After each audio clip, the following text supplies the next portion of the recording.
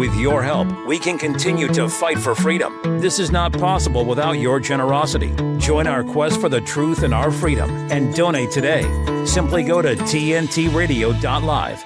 TNT Radio. This is Connecting the Dots with Matt Ehret on today's News Talk Radio, TNT.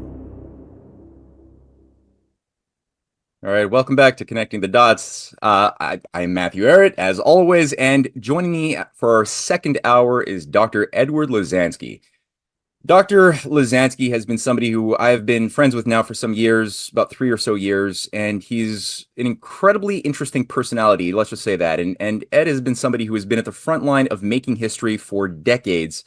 First as a Soviet dissident who made headlines in the late 70s, early 80s, worked with high-level officials in back-channel discussions as part of the, throughout the entirety of the 1980s into the 90s, and has been working to build bridges between Russia and the United States through his organization, American University in Moscow, as well as his many different endeavors over the years that have brought together policymakers from the West, Democratic and Republican alike, with their counterparts in Russia, to discuss points of cooperation that could avoid the calamitous possibility of World War III.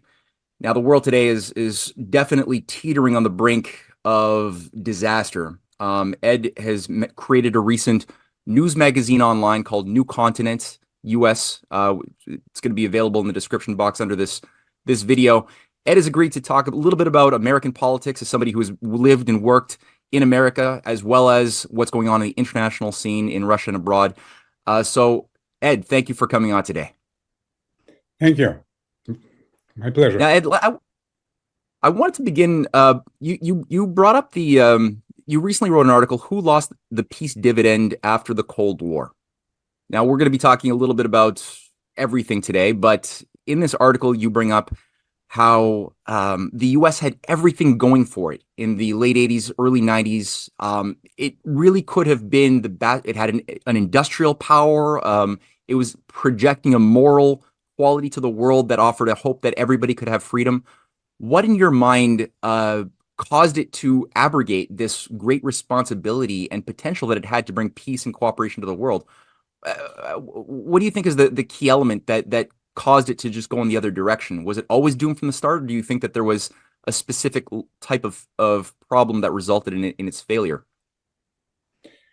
Let me start by saying that as early as 1988, still Soviet Union was ready for the full integration with the West. And first of all, of course, the United States. I learned it from my own experience. I was at the time working as a professor of mathematics and physics in Washington. And suddenly I get a call from my friend, who also a physicist like myself, but he was also vice president of Soviet Academy of Science. 88, it's still Soviet Union. And then he became science advisor to Gorbachev. And he called me and he said, "Listen, Ed, come back." And well, I left on not very good terms. And in Soviet press, I was called CIA agent and all those things. It's just a long story. But nevertheless, I decided to go. And first, the name of this person is Yuri Osipian. Again, interesting, he was not only a member of the Soviet Academy of Science, but also a member of the American Academy of Engineering. There are two academies. In the United States, there's National Academy of Science and National Academy of Engineering. So he was like a host dual kind of academician. And Osipian, as a science advisor, he had access to Gorbachev. But first, he introduced me to Gorbachev's right-hand man, Alexander Yakovlev, who actually was he was like architect of glasnost and perestroika, those two terms from the Gorbachev era. And glasnost means opening to the West, first of all, and of course to Soviet people who were under rigid totalitarian, system and no freedom of the press and no other freedoms. But Gorbachev opened the door. And first Sipyan, then Alexander Yakovlev, and then Gorbachev himself, whom I met. And all three of them said, we are opening. We want to be ready. We understand that we made several mistakes. The Soviet system is not working so well. Of course, they couldn't say the Soviet Union is still around, and Gorbachev was still General Secretary of Communist Party, so he couldn't really denounce. But he said we made mistakes. But Washington is not listening. We keep sending messages that we are ready to be part of the West.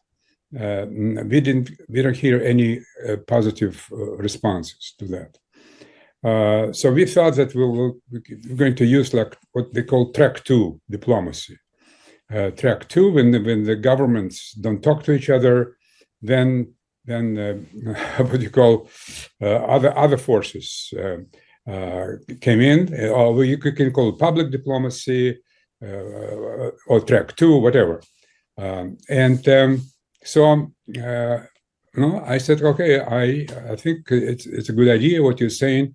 So I went back to Washington and I assembled a very impressive group of Americans, and I collected them from the point of view that they are really strong anti-Soviet, anti-communist types. Because if I will simply bring some lefties, then of course it will be ignored. So our team was about like 30 folks, maybe more, but really rigid anti-communists. And they were received by all three.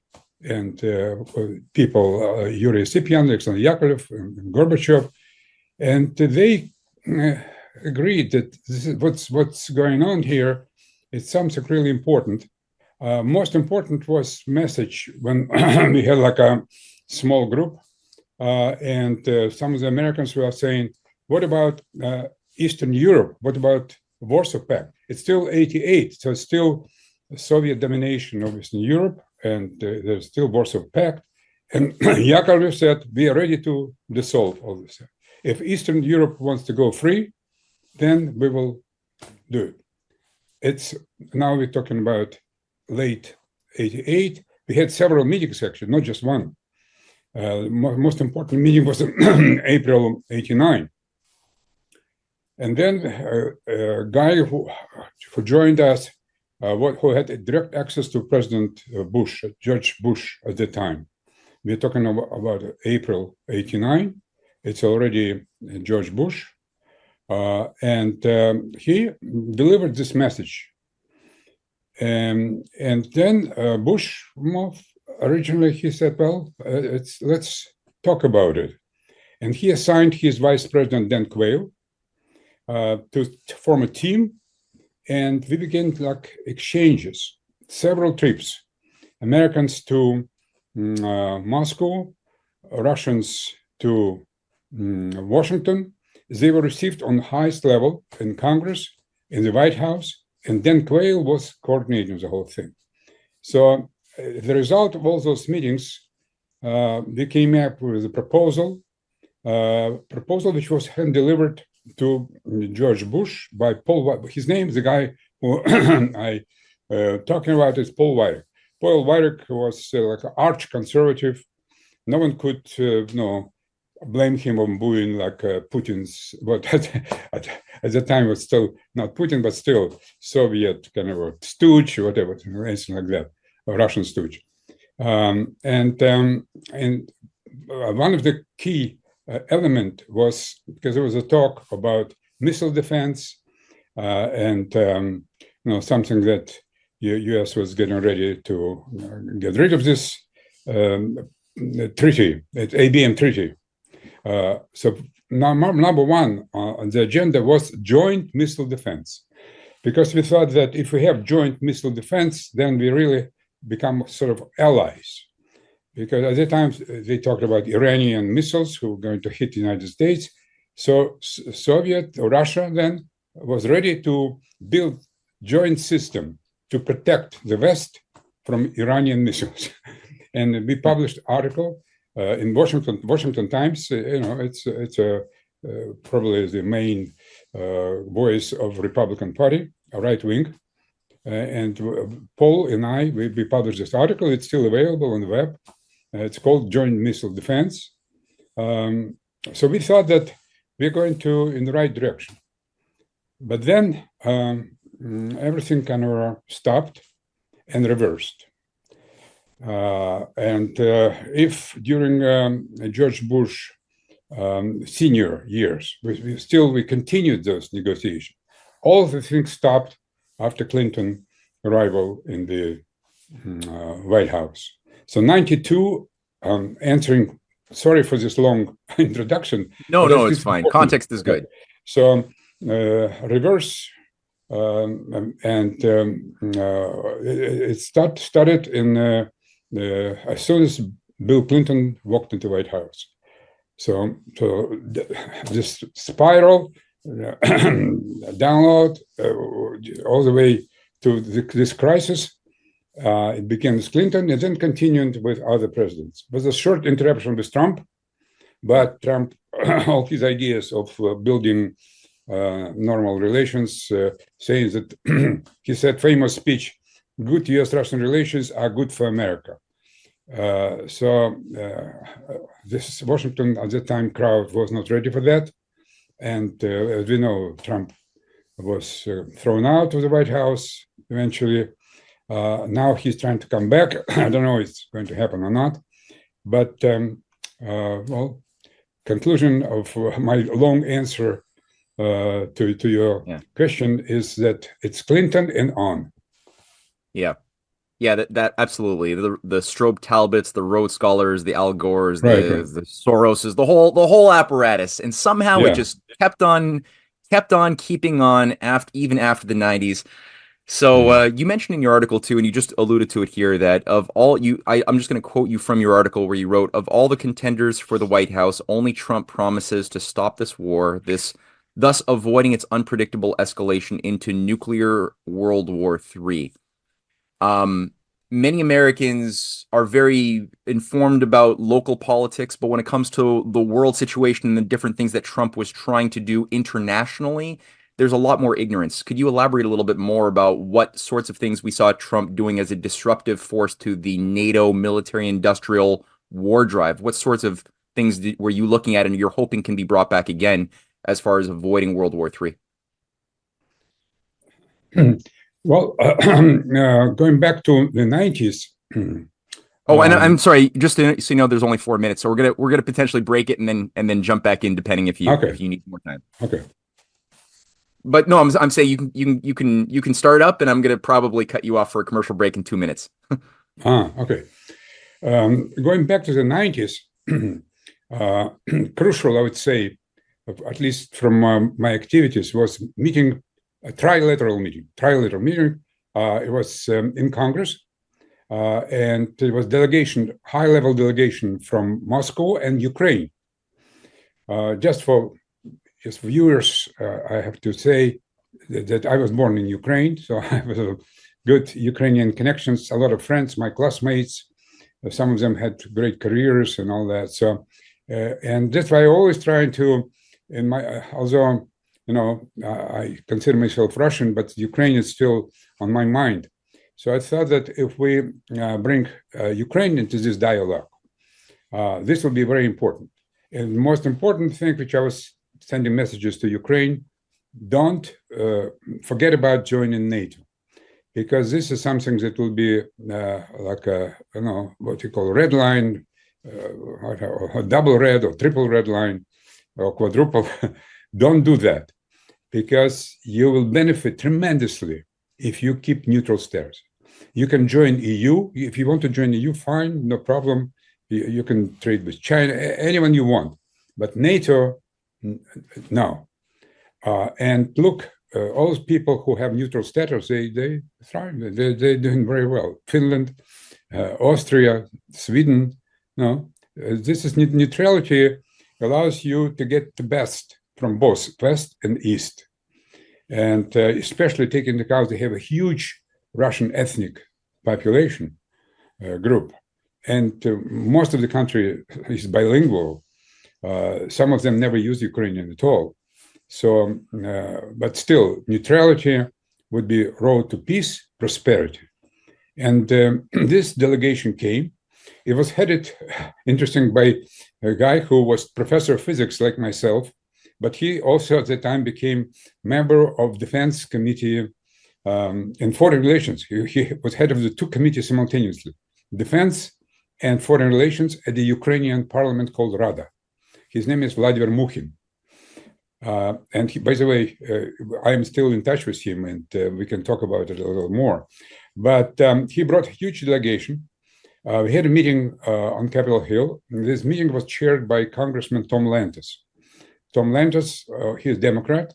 He was ranking member at the time on the Foreign Relations Committee and House Foreign Relations Committee. And then, with the help of Paul Weyrich, the same Paul Weyrich, he's very powerful. Unfortunately, he's no longer with us. He passed away, but was extremely powerful. Anytime he wanted to see president or anyone, it was like you can call it Grey Cardinal or something like that. He was founder, by the way, of Heritage Foundation. So this is the guy I'm talking about, Paul Weyrich, right? So Paul Weyrich brought a bunch of famous, very influential, I would say, personalities, including CIA head, Woolsey. At the time, CIA head was Woolsey. So Woolsey was part of this meeting. We had the Pentagon gave us like an excursion and all that.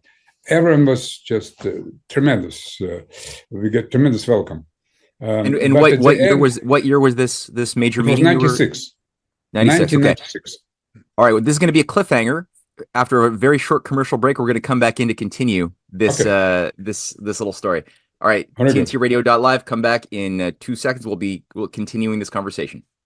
TNT's Bruce Torres. The WHO's proposed treaty will increase man-made pandemics, by Meryl Nass. Just a minute about this. This report is designed to help readers think about some big topics. How to really prevent pandemics and biological warfare.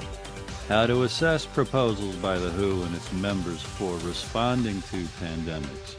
And whether we can rely on our health officials to navigate these areas in ways that make sense and will help the populations. We start with a history of biological arms control and rapidly move to the COVID pandemic, eventually arriving at plans to protect the future. She didn't put protect in quotes, but I just did verbally. World Stage and Bruce Torres on today's News Talk, TNT. I'm just going to do a little voice up. 1 month on TV. I wanted to alleviate my pain. I also didn't want to be who I was. I always just felt like there was just something wrong with me, and I was trying to figure it out, and I used the internet to help me do that.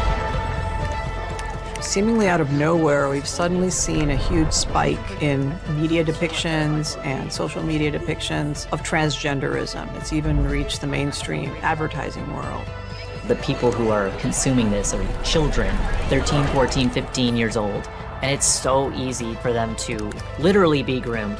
I just woke up one day, looked at myself in the mirror, and asked myself, what the heck am I doing? When trans-identified kids are referred to specialized gender clinics, they're often told that they're going to get comprehensive, multidisciplinary mental health assessments. We know that that's not true. I was easy to manipulate. The ideology that has become dominant at these clinics is that trans kids know who they are, and therefore to question them is completely taboo. My childhood was ruined. Who's there for their detransitioning? Nobody. Nobody would help me because they had more concerns of me reversing everything. Did this thing to alleviate this gender dysphoria that wasn't there before, but you made it into a problem, and now your body image issues are worse. That's not supposed to happen. What do we do now? D-Trans, the dangers of gender-affirming care. For more information, go to PragerU.com. It's time to switch on today's News Talk Radio. Very entertaining. Yeah! TNT.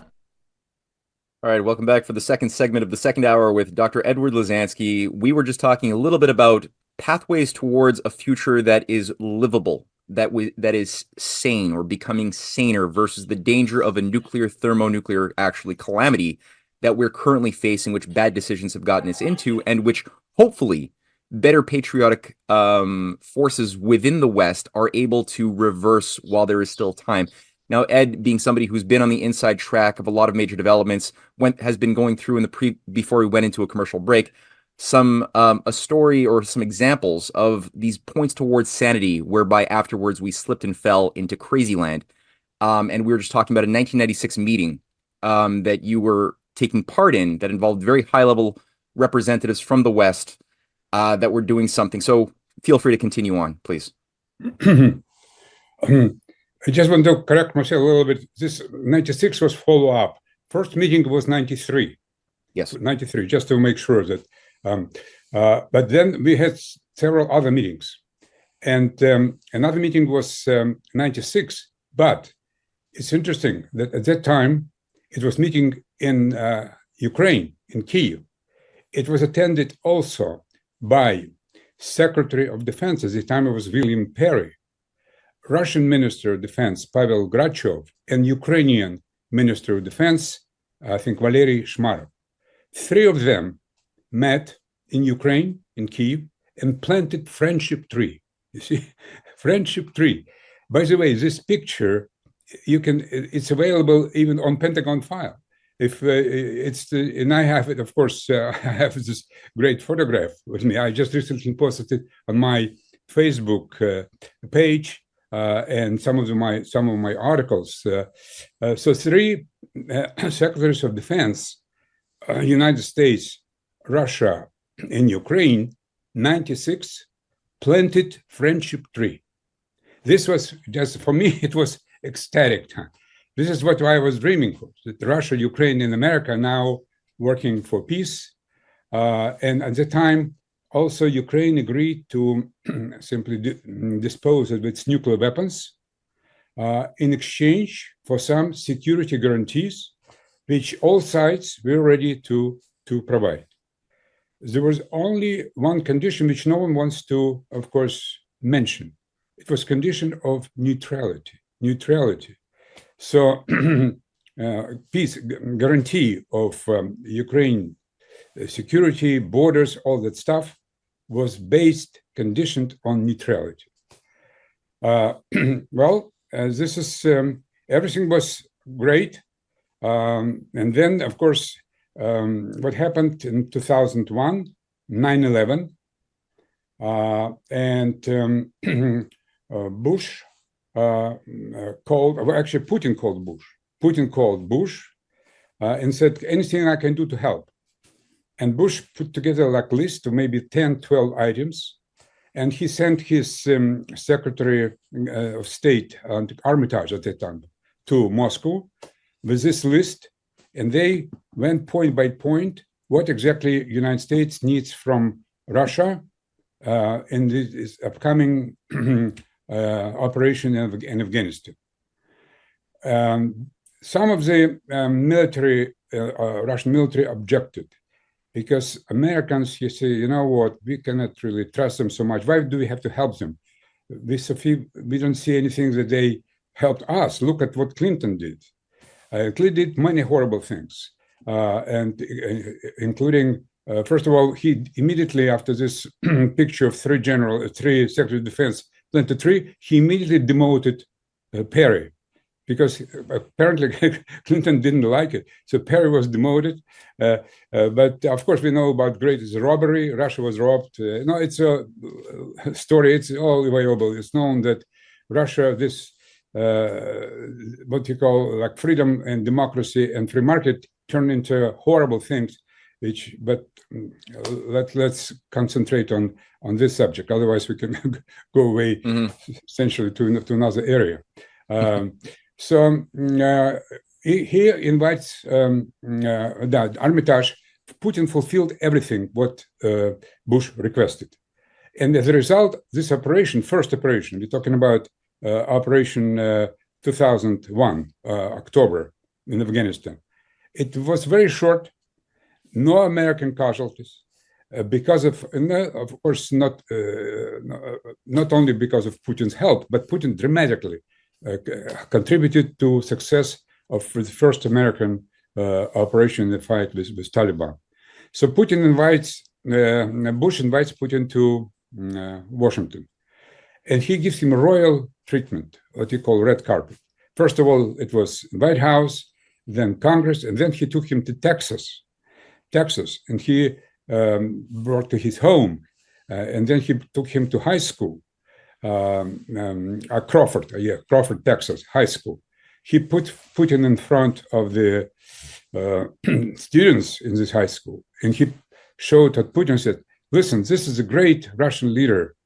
We were with Soviet Union, we were enemies, but with Russia, with Putin, now we are best friends, and we will now move together to bright future, security, prosperity for all of us and for the world. This is what Bush said. It's all what I'm saying, easily verifiable on the web. Just every word that I say can be easily checked. Then Putin comes back to Washington, and there's a huge reception with everything who is who in Washington, State Department, Congress, anyone who is who. And some people who work in public diplomacy, with my whole modesty, I was there as well. So I could hear it exactly from Putin's mouth. He said, we love America, and we are ready to be with America as close as America is ready to accept us. And then after Putin spoke, Congressman Kurt Weldon, who by the time prepared a huge booklet called New Time, New Beginning, when we assembled several dozens of specific proposals. Some of those proposals we were working still under Gorbachev. Remember, we started talking about, how we can work together. So we're working very, a lot of people, this proposals that was brought to George Bush. So we added many other things. And we presented this booklet to Putin, and we also translated it in Russian, just to make sure that every Russian can see. That's the New Times, New Beginnings report, right? Yeah, you're talking about now 2001, which is November. A beautiful report. I mean, I've read it, and it is just glorious. The idea, content, and policy potentials that you put forth is wonderful. Yeah. So again, another point. The first high point was 96 for me, then 2001, but then in a few months or a couple of years, things are going down again. Now with George Bush, who praised Putin. By the way, George Bush also praised me personally because I helped in his election campaign. I still have a letter from him saying, Ed, thank you so much. Because I had a group called Russians for Bush. So I was invited to all kind of ceremonies. It's many events in the White House. But then Bush started with abrogation of ABM Treaty. And then most horrible things what he did, he started pushing for Ukraine joining NATO. So two blows we got, one bipartisan blows. First from Clinton, who started NATO expansion, and then from George W. Bush, who specifically said he wants Ukraine and Georgia to be NATO. And then, of course, followed for famous Putin's speech in Munich on February 10, 2007. I know this date quite well because it's my birthday, February 10. And he said, we cannot trust Americans. We open our arms, our soul. We wanted to be with America, and we are betrayed. They fooled us. Well, he didn't use specifically those words. Later, he used words like that. But Munich speech is also available on the web, so people can read it, all his points. So 2007, this all the way down. And then we had, of course, war in Georgia. And another, for me, horrible things, of course, is 2014, which we had a coup in Ukraine. This coup was coordinated directly by the White House. We have document. There's a video, phone conversation between Victoria Nuland. He was on the scene in Kiev, coordinating. But she was daily talks to Sullivan, to Bush. Bush was, Biden. Biden was vice president, but had Ukrainian portfolio. For Obama, he carried Ukrainian portfolio. So he coordinated with Sullivan and Blinken, of course, and Nuland, this coup in 2014. So this was immediately after this coup, they said they're going to push again for NATO. It's I don't know. It's probably again my long. You see, my job. I'm teaching. I'm professor at university. So when someone asks me a question, I can't stop. So you better stop. No. It's important because we lack historical context for so many of the things that are slapping us in the face in mainstream media as well as alternative media. So it's really I appreciate you just going through a little bit of this backdrop to remind people and teach people who didn't even know this of what is shaping the current calamitous decision making. Now, for example, we are currently living under a 90,000. There's a war game. Or an exercise, a military exercise that is international across all NATO countries called Steadfast Defender. It's currently underway. It's being recorded as the largest military exercise since the Cold War. 90,000 troops are taking part in the Baltics, in Eastern Europe, obviously with the scenario of Russia invasion and how do we defend freedom from Russia that obviously wants to take over the world. We're hearing these types of images. We have Admiral Rob Bauer, a NATO admiral, saying that Europeans must stockpile water and food because Russia may attack you. We've got the the current chief of staff, Patrick Sanders, saying citizens should prepare for war against Russia. And yet there's no evidence whatsoever that Russia has any intention of doing any of these things. So how do you make sense of this whole program? And is there resistance amongst saner European countries against this insane language and military action, which is playing with fire? Do you see any sanity within Europe now? And what's your take on this? And by the way, I'm sorry, once again, I'm asking you this potent question, which is a huge question, as we're 4 minutes away from a commercial break. So I'm going to let you go at it, and I'm going to cut you off, and we're going to go into a commercial break, just so you know. It's okay. Russia, after victory in Ukraine, moved further west, and some saying, including the United States, all over, taking over the world. It's one of the biggest lies, of course. Russia has no interest, no means to do it. The only thing was Ukraine. This Russian invasion in the Ukraine was on February 24, 2022. If on February 23, the day before, Biden will call Putin and said, okay, we accept neutral status in Ukraine, there will be no invasion. Ukraine will be still in one piece, will accept Crimea because Crimea was lost. It's obvious. It was lost after the coup in 2014. Because otherwise NATO will take over Crimea and it's a base for Russian Navy and all that. It was impossible. But this is another huge lie before.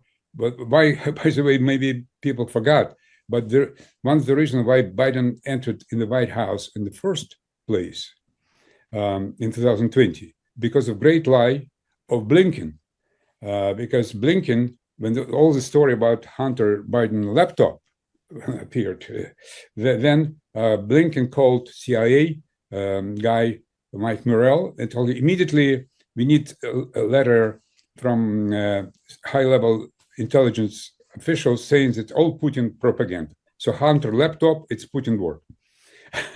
So because of that, because otherwise, even people who wanted to vote for Biden, or especially people like independent, who would vote for someone like that who is involved in all those things which appeared on Hunter's laptop.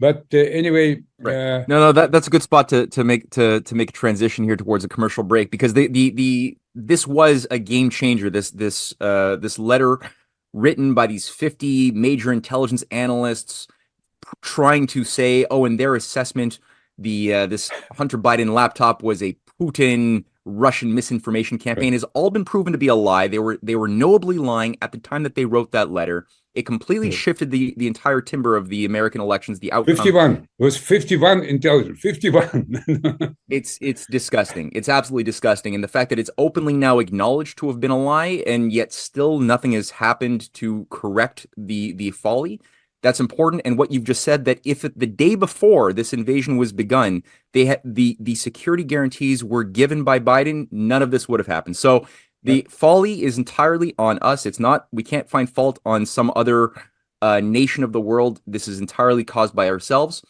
As Shakespeare said, it is not in our stars, but in ourselves that we are underlings. And I think it's important for people to drink some of that humble Kool-Aid, because there's a little bit too much of a tendency amongst our friends to try to locate blame elsewhere than in this agency that's taken over our own society. We're going to go for a quick commercial break, and we'll be right back to continue the story on TNTRadio.live. Give me a minute with TNT Radio's Steve Malzberg. JP Morgan Chase CEO Jamie Dimon was interviewed on CNBC last week at the World Economic Forum in Davos, and he talked about Donald Trump and Trump supporters. When people say MAGA, they're actually looking at people voting for Trump, and they think they're voting, and they're basically scapegoating them, that you are like him. But I don't think they're voting for Trump because of his family values. Now, if you look, just take a step back, be honest. He was kind of right about NATO, kind of right about immigration. Mm-hmm. He grew the economy quite well. China virus. Tax reform worked. Mm-hmm. He was right about some of China. And Dimon had this advice for Democrats. And I think people should be a little more respectful of our fellow citizens. And when you guys have people up here, you should always ask the why. Not like it's a binary thing. You're supporting Trump, you're not supporting Trump. Why are you supporting It's hard to hate Trump? 75 million of your fellow Americans. And I agree. It's done quite well. And the Democrats have done a pretty good job with the deplorables, hugging onto their Bibles and their beer and their guns. I mean, really, could we just stop that stuff and actually grow up and treat other people with respect and listen to a little bit? Sounds like excellent advice, right to the point. And most of all, it's the right thing to do, which means the Democrats will never do it. Thanks for giving me a minute. I'm Steve Malzberg. Catch my show Monday through Friday, 9 p.m. Eastern Time, right here on TNT. I'm Sandra, this is Jorge, and we were adopted in 2019. I remember when they first came to us, Michael was already a teenager. The whole cliche of they're so lucky to have you guys, and it's the other way around. They have changed our family for the better. They chose to love us. They didn't have to. They chose us.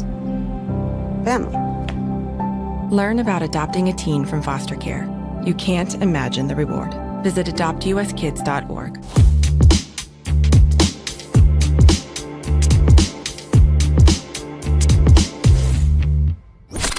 Perception versus the truth. This is Connecting the Dots with Matt Ehret on today's News Talk, TNT Radio. All right, welcome back to the third segment of the second hour with Dr. Edward Lozansky, who has been developing a historic backdrop to a lot of the calamitous decision-making that we're seeing now unfold with the spread of NATO, the surrounding of Russia by a missile shield, as well, I could say implicitly through my own investigations, also of China, in the Pacific theater as well. But we were also talking about what could have been done to avoid this. And there were so many points of off-ramps going back to the 90s, the 2000s, when Ed was going through the different offers and cooperation and goodwill that Putin offered the United States in a variety of levels in the war against terror and so many other points that were always backstabbed, betrayed by this weird other desire, which doesn't even seem to care about Americans or even American security interests. You know, we're seeing everything that has been done by this other thing that's derailed peace is willing to preside over the murder of Americans, the destruction of American security, leading up to the present situation where Biden could have easily have avoided this danger of increased world war scenario by simply saying, okay, we're gonna guarantee these security guarantees. We won't expand NATO into Ukraine. That's all that had to happen the day before Russia invaded. But that being said, that didn't happen. And now we have 90,000 troops as part of Steadfast Defender. We've got messaging from high-level military officials warning that the population should prepare for war with Russia. Even Jens Stoltenberg recently said it's not us that's creeping towards China, it's China that's creeping towards us. It's insane, it's deafening, it's crazy, and it's not in our interests. So, Ed, you were just going through the derailing of some of this peace momentum with the 51 intelligence officials that tried to defend Hunter Biden and Joe, the boss man himself, with their claimed letter that it was all Russian propaganda. This laptop. Now we know it's they were lying. But what else can you say about the this whole scenario? And also, are there voices of sanity in Europe currently that are pushing back, that could bring us back towards peace? And what about America? Mm-hmm. In Russia, there are some voices, but not only few. Interesting that all voices are from countries which Soviet Union invaded. So one would think that they should be most anti-Russian, like Slovakia and Hungary, but those are two countries who only present like two rare voices. It's amazing. But what they're saying is that Russia is not Soviet Union. And, I also was not a good friend of Soviet Union. I was expelled from Soviet Union for criticizing it. So I'm not defender of Soviet Union, of course. And actually, one of the reasons I was expelled, because I protested Soviet invasion into Czechoslovakia. At that time, Slovakia and Czechia were together, one state, Czechoslovakia, and Soviet Union invaded. At the time, I was young graduate students at the Nuclear Institute in Moscow, and we assembled a letter, a long letter protesting this invasion. For that, we suffered, of course. I was eventually thrown out. So I never defended Soviet Union foreign policy, and somewhat domestic as well. But those two countries are only two saying going, and they're small, of course. Others simply, just obey the master, and master. They know who the master is.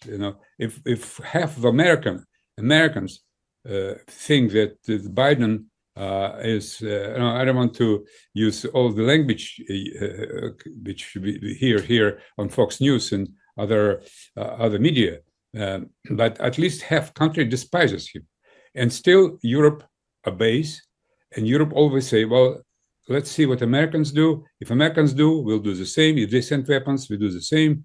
Sometimes they even ahead. Sometimes they send more. Now America is now, because of this transition period, maybe a little hesitant. But so Europe now takes the lead. And Ursula von der Leyen and other EU officials, they probably lost their mind. I don't know what else is going on here. My only hope is, again, was some people say Trump, he didn't deliver, but I don't see anyone else. I finished this article you mentioned. Yes, Trump, of course, made many mistakes. One of his, I think, biggest mistake was that he couldn't assemble a team. He was everyone on his team betrayed him, practically everyone. The only guy who would support him, Michael Flynn, potential national security advisor, immediately was fired, and fired on the insistence of Vice President Pence for some stupid reason. It's just it's horrible. But then Pence betrayed Trump, and all secretaries of state, Pentagon, everyone betrayed him.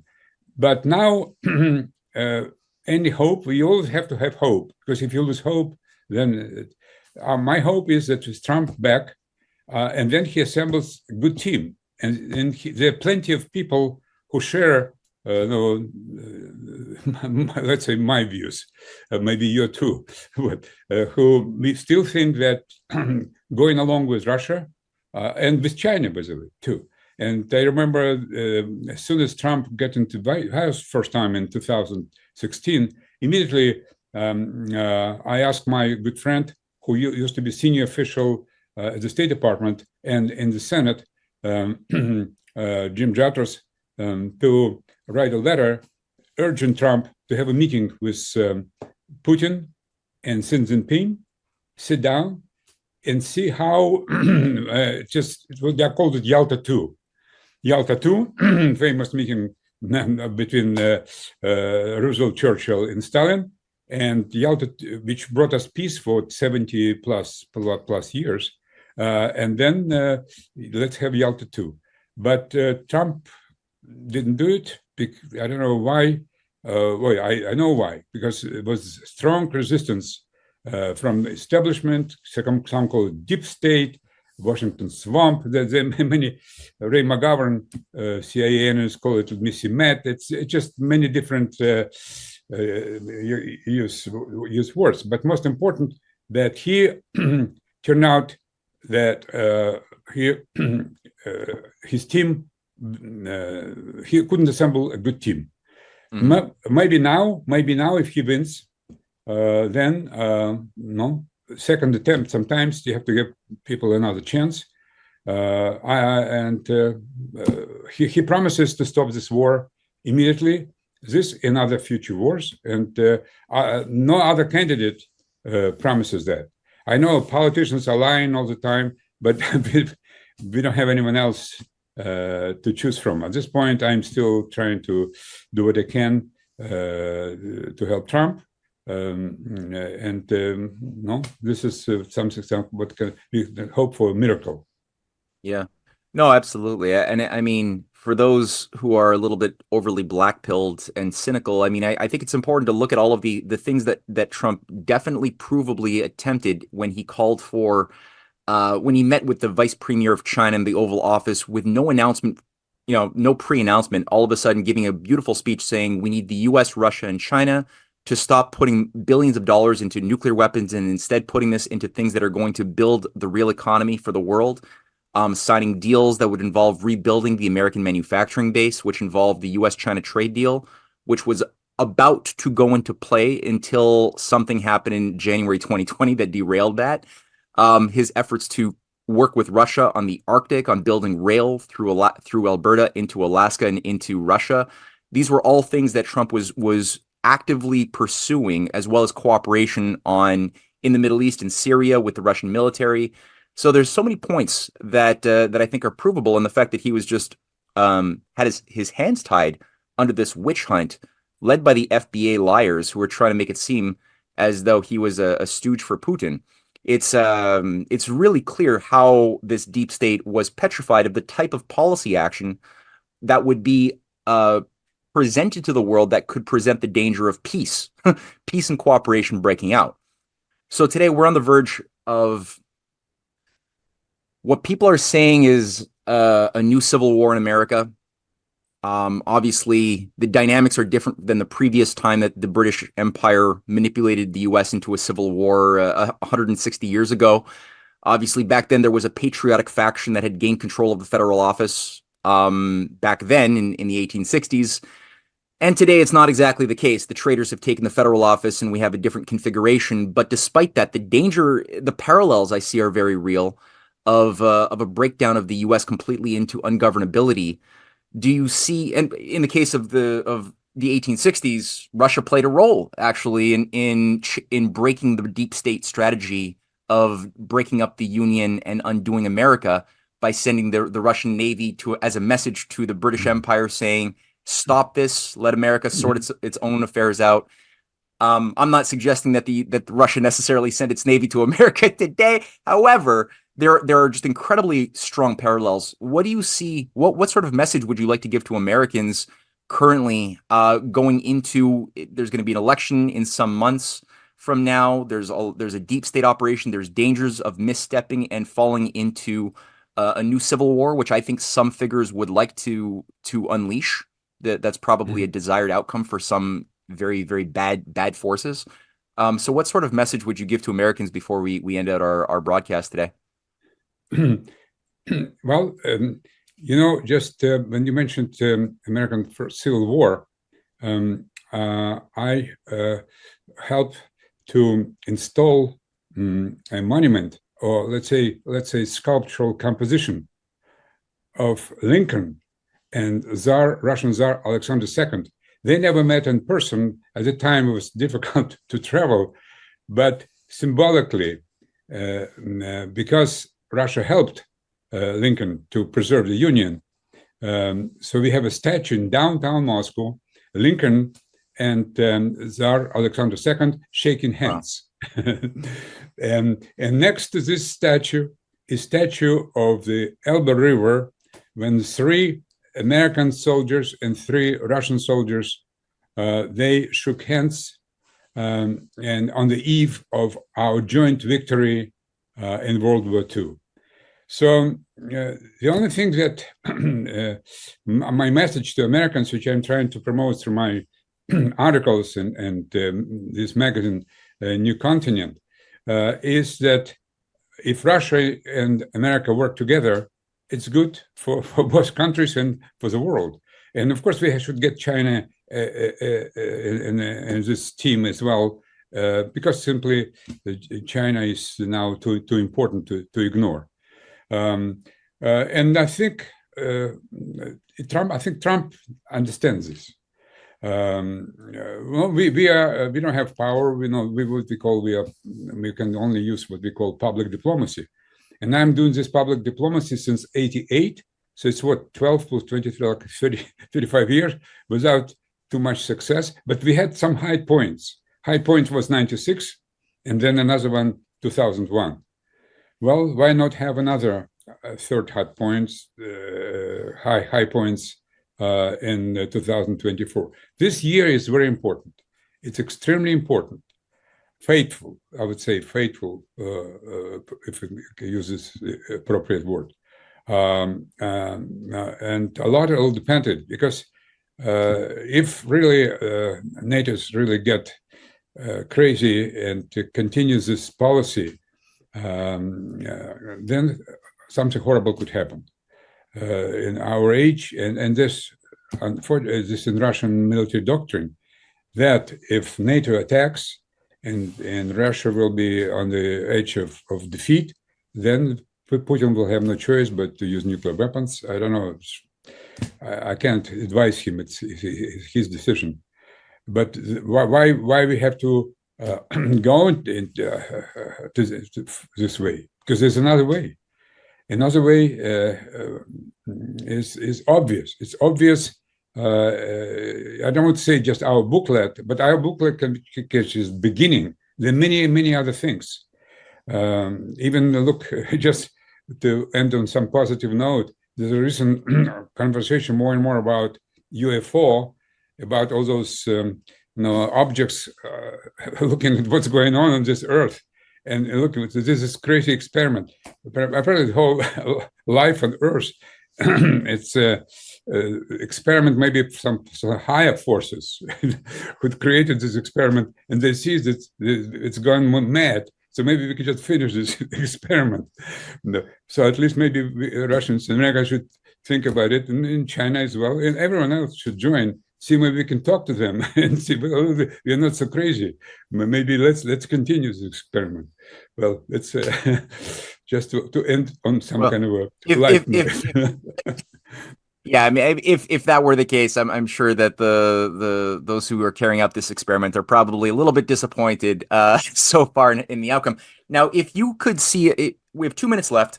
If you had a wish list, or not a wish list, but what would you say the top 3 actions should be taken up by, let's say, the scenario of a patriotic leadership arising in the United States? Let's say, despite its improbability, but history is made by improbable events, right? The American Revolution was very improbable. Many of the greatest movements were statistically improbable, but they were necessary, and courageous people took that necessity and became better people and intervened into a process of tragedy and made it better. So let's say today something like this could happen again. What do you think that Trump or some other configuration around Trump should do as the first three top policy actions, and then we'll round out our show? Well, I would probably say what I said to Gorbachev. When Gorbachev asked me to help bring America and the Soviet Union together, I told him, you know what? No, I think I'm pretty smart, but I cannot just give you all the... Oh, excuse me just a second. Uh-oh. All right. That's an anticlimactic way to round out our show, but we're down to the last few seconds of today's broadcast. Unfortunately, we have 30 seconds left, and it doesn't look like we're going to get the answer. So that's a punchline and a call for getting Ed Lozansky back on our show again in a future segment in the coming weeks, and I'm sure he'll have a lot to say. So, Ed, we're going to leave that with a cliffhanger. If people want to go to your website and follow you, what's your website? My website is newcontinent.org. With a K. All right, thank you, and we're going to come back with our third hour on Connecting the Dots on TNTRadio.live.